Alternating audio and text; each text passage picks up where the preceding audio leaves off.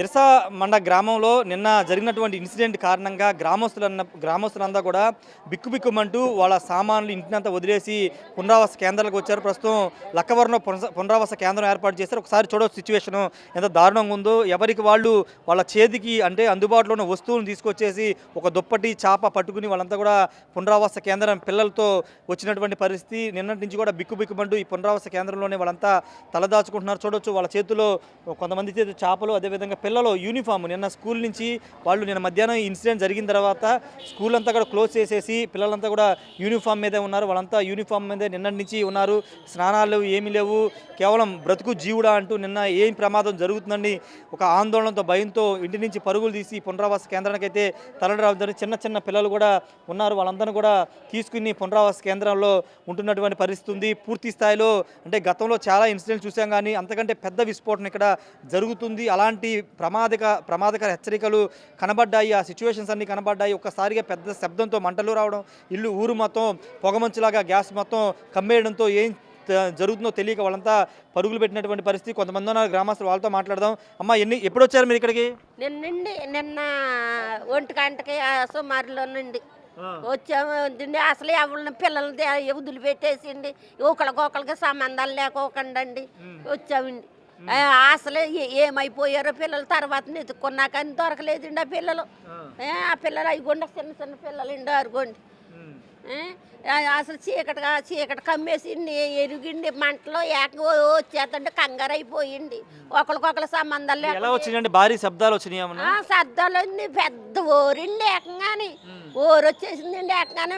ఇంకా ఎవరికి కంగారులు అయిపోయింది. పేనాలు వదిలిపెట్టేసి తరణలు కూడా అయిపోయామండి.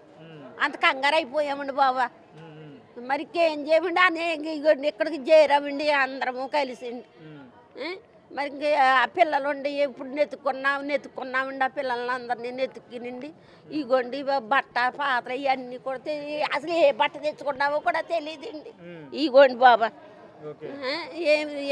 ఎలా వచ్చామో కూడా కట్టి బట్టలతో వచ్చేసామండి. కానీ ఎలా వచ్చేసామో మాకే తెలియదండి కదండి బాబా. ఇప్పుడు ఏం చెప్తున్నారు అధికారులు? ఏం చెప్తున్నారు? ఎప్పటిలోపు అది తగ్గిద్దని చెప్తున్నారు ఏమన్నా? ఏమోండి మరి ఏమని చెప్తున్నారండి. మరి తగ్గుతుంది, మీరు రావద్దు, ఎక్కడున్న వాళ్ళు అక్కడే రమ్మండి అని కూడా చెప్తున్నారు.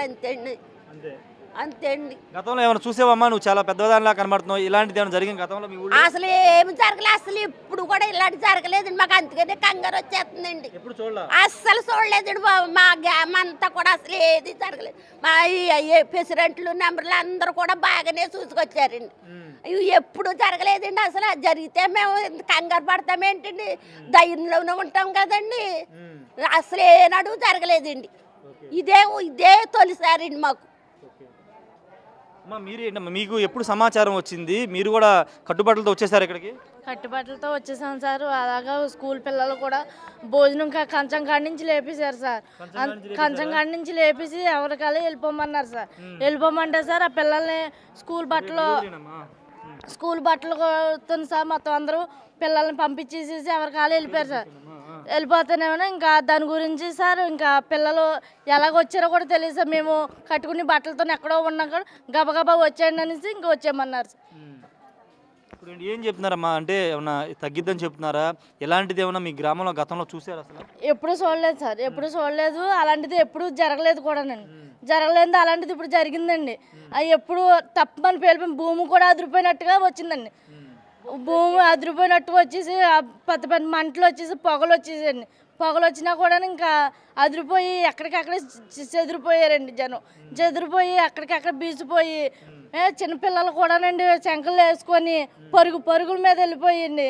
ఎక్కడికి వెళ్ళిపోయారో కూడా తెలియదండి. చీకటి మైదానం కింద అయిపోయినట్టు అయిపోయింది. ఒకసారి వాళ్ళ ఎమోషన్ చూస్తే అర్థమవుతుంది. జనరల్గా కోనసీమ గోదావరి ప్రజలంటే కొంత కల్మషం లేని వాళ్ళు అంటారు. వీళ్ళు నిజంగా వాళ్ళ నిన్న పడిన బాధని ఆ మాటల్లో కళ్ళలో మనకి స్పష్టంగా కనబడుతుంది. నిన్న ఎప్పుడు చూడడం కూడా వింత ఘటన, ఒక భయంకరమైన ఘటన చూసామని అంటే చెప్పడంలో కూడా ఆమె కొంత కంగారు పడిపోతుంది. అంటే ఆ తీవ్రత నిన్న ఆ స్థాయిలో ఉందని చెప్పాలి. ఎందుకంటే ఇప్పుడు చూడలేదు ఇలాంటి సంఘటన, ఇలాంటి పరిస్థితులు ఇప్పుడు చూడలేదు. నిన్న ఆ సంఘటన చూసిన దగ్గర నుంచి భయానికి గురవుతున్నాం అంటూ చెప్తున్నారు. ఒక పాప ఉన్నారు, ఆ పాపతో కూడా మేడం. పాప నీకు ఎన్ని గంటలు తెలిసిందమ్మా? 12 గంటలకి. ఏం చేస్తున్నారు? భోజనాలు చేస్తున్నారు మీరు? భోజనం పెట్టించుకోవడానికి వెళ్ళామండి. అప్పుడు అన్నారండి లేచిపోండి వెళ్ళిపోండి ఇంటికి వెళ్ళిపోండి అన్నారండి. ఇంకా గవగవగా ఇంటికి వచ్చేసామండి. చేయలేదండి, పడేసి వచ్చేసామండి. అంతేనా. ఏం చెప్పారు మీ మాస్టర్ గారు? ఏం చెప్పారు స్కూల్లో? ఇంటికి వెళ్ళిపోమన్నారండి. ఇంకా అందరము పరుగు పరుగు మీద వచ్చేసామండి. ఇంకా తీసుకొచ్చారు నిన్ను? మా అమ్మాలు వచ్చారు రోడ్డు మాకు తీసుకెళ్తాక. అమ్మ ఇంకోటి ఏమన్నా మీ పిల్లలకి ఏమన్నా నిన్న నుంచి గ్యాస్ అంతా బయటకు వస్తుంది, పొగలు వస్తున్నాయి కదా, ఏమన్నా ఆరోగ్య సమస్యలు ఏమైనా ఉన్నాయా? దగ్గు రావడం కానీ ఏమన్నా? ఏమి లేవండి. కంగారు అయిపోయారండి పిల్లలు. కంగారు అయిపోయినప్పటికీ తల్లిదండ్రికి ఫోన్ చేసినప్పటికి మాకు ఫోన్లు కూడా అందుబాటులో లేవండి అసలు. దాని గురించి పిల్లలు కూడా కంగారు అయిపోయి ఇంకెటు ఎటు వెళ్ళాలో కూడా తెలియక ఫోన్లు వచ్చేసేయండి అసలు. అందు గురించి అండి.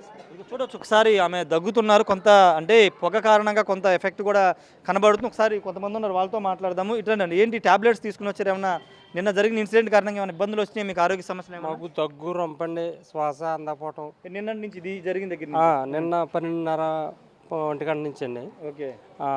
రాత్రి వేరే పునరావాస కేంద్రం అంటే అరుంధతిపేట అని ఉంది, అక్కడ సరిల డేవిడ్ రాజు పాస్టర్ గారు ఆ యొక్క సంఘంలో మేము అందరం ఇదిగో పెద్దోళ్ళు, చిన్నోళ్ళు, చిన్న వృద్ధులు, ముసలోళ్ళు అందరూ తీసుకుని మేము అక్కడికి వెళ్ళిపోతే వారు రాత్రి మాకు భోజనాలు ఏర్పాటు చేసి ఆ సంఘస్థులు కానీ అక్కడ ఉన్న స్థానిక పాస్టర్ గారు, దేవజనులు సరిల డేవిడ్ పాస్టర్ గారు అయ్యానండి.